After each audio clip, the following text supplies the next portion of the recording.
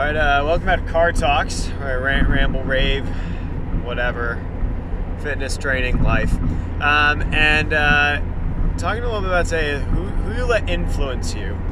And granted, this is just because I let somebody get in my head a little bit this week and via social media, which is never really that's never a good option. You know, but it's like, I throw stuff out there. That's part of being a coach. It's part of being in business. You got to throw yourself out there, as Brett Bartholomew likes to call, throw some skin in the game. Share opinions, share thoughts. And I shared a couple thoughts. And you know, I had one individual who commented on 3 separate things that I had posted, and it was weird because there was criticism, and I tried to find constructivity in it, and I couldn't. And it was really getting to me, like, why was this person being super negative? Why were they trying to argue about stuff, even to the point of using vulgarity? And it was getting to me. I was feeling kind of down about it, and finally I was like, look, like, I asked myself, why am I letting this guy, like, who is this guy that I should care what he says?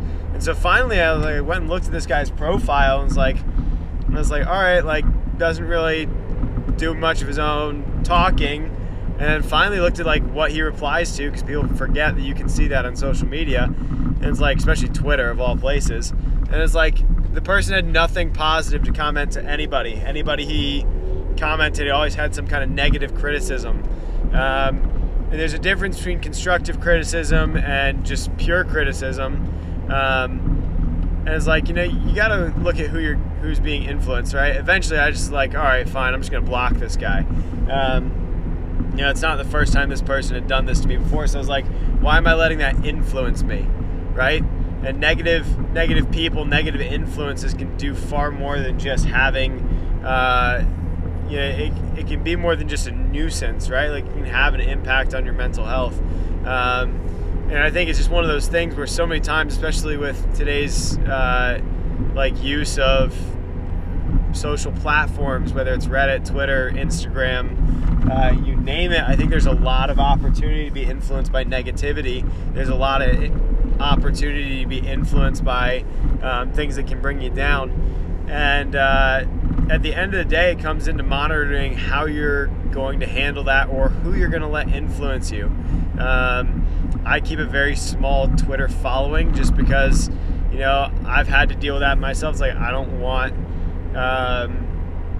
want to learn from specific people, and, you know, if all you spew is negativity or even neutral on something, I guess not necessarily neutral on something, if you're not really adding a whole lot of benefit to conversations, I find it not as great to argue, or not as great to follow and let people influence you on that.